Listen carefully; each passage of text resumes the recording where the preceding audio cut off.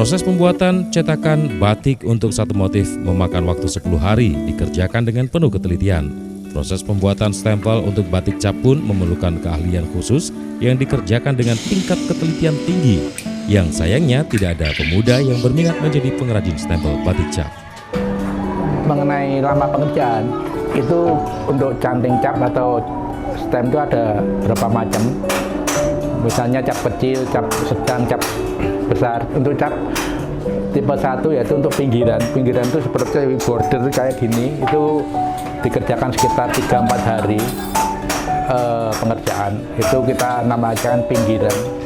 Sedangkan untuk motif lepas, ya misalnya ceblok-ceblok kecil-kecil itu bisa juga 3-4 hari. Tapi untuk yang motif besar paling enggak 1 minggu sampai 10 hari. Itu motifnya kita namakan istilahnya motif pokok atau motif besar ukuran 20-20, dimensinya biasanya itu sekitar 1 minggu, mungkin bisa sampai 10 hari. Tinggal lihat tingkat kesulitan dari desain tersebut.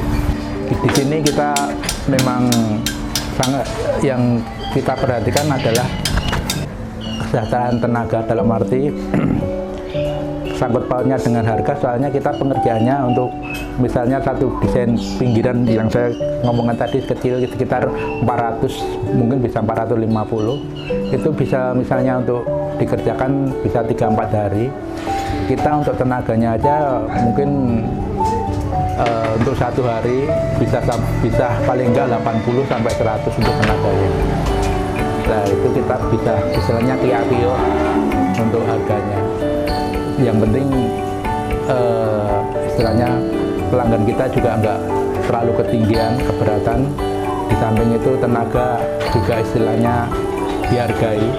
Samping itu saya sebagai pengurusnya juga sedikit banyak dapat kelebihan.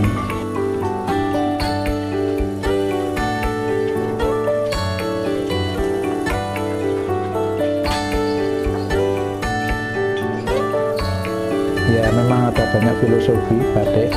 Mungkin ada yang kita batik itu berawal dari titik. T itu hanya titik. Kalau batik itu artinya kalau di titik-titik itu mungkin ya itu memang ada. Tapi menurut saya maksud batik itu ya sebenarnya suatu, kalau kita bicara batik itu hasil dari karya dalam suatu kain, di mana menyalurkan idenya atau mendesainnya itu dengan cara manual atau malam. Bisa juga dengan cara cap, di mana malam tadi fungsinya untuk menghalangi warna yang masuk. Jadi walaupun desainnya batik, tapi kalau pengerjaannya bukan secara batik, kita kategorikan tekstil bermotif batik. Tapi batik sendiri harusnya memang cara pengerjaannya itu untuk menghalangi, untuk membuat desain, itu membedakan motif yang satu dan lain, clear yang satu yang lain, itu penghalangannya dengan lilin, dengan cara ditulis ataupun dengan cara cap.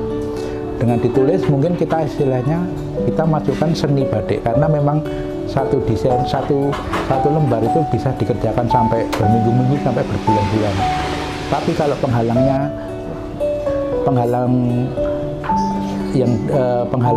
untuk menghalanginya pakai penghalangnya yang dipakai malam dengan alat, itu alat khususnya canting cap, itu saya sendiri kategorikan kerajinan batik.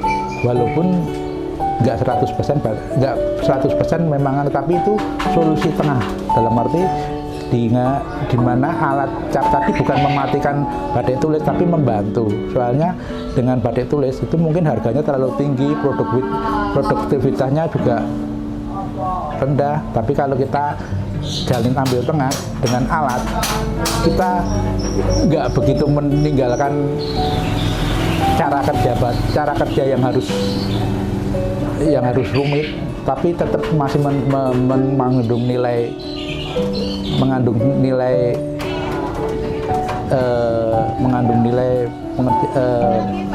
tidak 100% meninggalkan proses secara batik. Tapi kalau lain halnya dengan teknik sablon atau yang kita katakan industri batik, itu memang desainnya batik, tapi pengerjaannya itu bukan cara batik.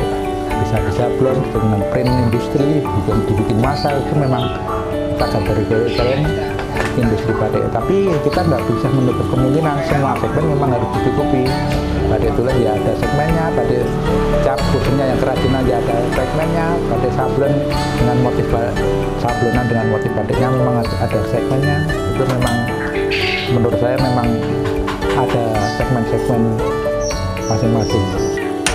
Yang jelas untuk harapan terakhir kan kita memang pemerintah sendiri sudah galak sekali ya, istilahnya melestarikan itu udah nggak ada habis-habisnya, tapi sebenarnya kebanyakan dari pemerintah sendiri yang disupport itu adalah perusahaan batik, yaitu banyak diadakan pelatihan, banyak diadakan bantuan, itu ternyata yang dapat bantuan itu perusahaan batik.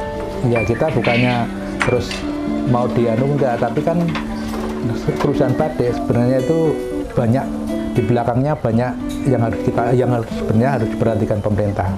Misalnya seperti kita itu dari awal dari desain itu kita harus ciptakan desain sendiri. Kadang-kadang kita nggak ada royalti. Yang saya tekuni, yang saya itu kan memang bagian besar tenaganya udah tua, hampir di atas 50 tahun. Nah, kita juga nggak bisa jamin istilahnya sampai kapan sampai bertahan. Saya sendiri ya istilahnya kita berusaha, tapi memang mungkin dari pemuda sendiri kurang ada minat, kurang ada istilahnya rasa memiliki. Nggak bisa kita pungkirin karena memang secara ekonomi mungkin pendapatan sebagai pembikin stem itu memang istilahnya baru pas. Dalam sebulan, seorang pengrajin biasanya hanya bisa memproduksi 2 atau 3 stempel dengan harga berkisar antara Rp500.000 hingga Rp2 juta per stempel. Harga canting cap yang relatif murah inilah barangkali yang membuat jumlah pengrajin stempel terus menyusut. Pemirsa, demikian tadi pakar kali ini, para kreator. Kita akan berjumpa lagi dengan para kreator selanjutnya. Tentu saja di Solo TV, Asli TV Solo. See you.